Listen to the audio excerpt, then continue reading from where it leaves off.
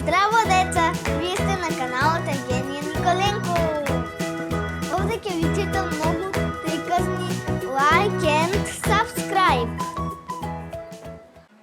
Тиара клуб во сребрените кули. Втор дел. Ги ставив розите на задните скали, седнав веднаш до моите куфери и гледав во моите влажни чевлиња. Веќе имав сосем целосна представа како ќе изгледам кога ќе влегувам низ онаа масивна сребрена врата. Шарлота, што ли правиш? Го препознав гласот. Толку ми беше мило што се расплакав од радост. Солзи радосници. Една огромна златна кочија запре недалеку, а на прозорецот стоеше Софија, Дејзи, Емилија и Кети. Се обидуваа да циркаат околу неа и сите навистина беа многу загрижени кога ме видоа. Колку е сето ова ужасно. Липав. Дојдоа на погрешниот влез и мокра сум до кожа и фустанчето ми е уништено. Следниот миг сите трчаа кон мене. Кутра тата, рече Емилија. Цела си мокра. Бргу. Ме фати за рака Кети. Легувај во кучијата. Дејзи ме фати за другата рака и како стрели потрчевме на дождот. Седнаме на купче во кучијата на Софија и почнавме да се гушкаме. Беше навистина прекрасно што повторно ги гледам. Ох, види! Почна да се кикоти Кети. Мокри сме скоро колку и ти. Но, како е можно да имаш толку кал на себе? Се обидов да го најдам предниот влез, реков, и она блескава кочија пројде веднаш крај мене. Сигурно таа ме испрескала. Одеднаш се присетив на девојчињата внатре. Беа две принцези кои никогаш не сум ги видела. Мислам дека беа близначки.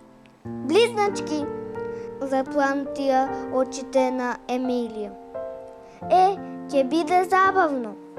Воопшто не ми заличија дека се забавни, реков. Едната од нив рече дека сум валкана. Софија беше грозена од тоа. Сакаш да кажеш дека тие те видеа и не застанаа да ти помогнат. Дејзи се намурти. Ова е ужасно. Принцезите секогаш треба да им помагаат на луѓето. Не е важно, реков. Колку бев среќна што сум со моите другарки. Така што ништо друго не ми беше важно. Дали знаете кога пристигнува Алиса? Таа беше токму зад нас, рече Кети.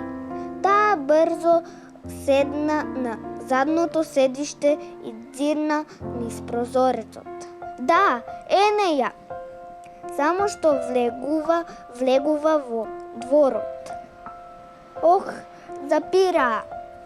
Следното што се случи беше што Алиса се наведна низ прозорецот од нејзината кочија, а Софија и раскажуваше како ме најде.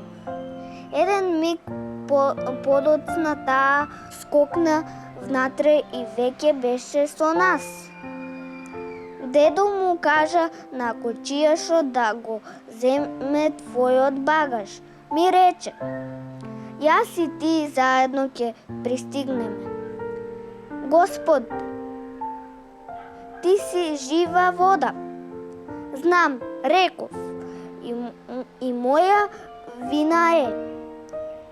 И тогаш една навистина ужасна мисла ми падна на памет. Дали некој ќе поверува дека сме принцези? Нашите коси личеа на опашки од стаорец. Нашите фустани беа сосема мокри, а чевлите ни беа покриени со кал. Стомакот како да ми се згрчи во илјада јазви. Што ќе се случи ако не пуштат да влеземе?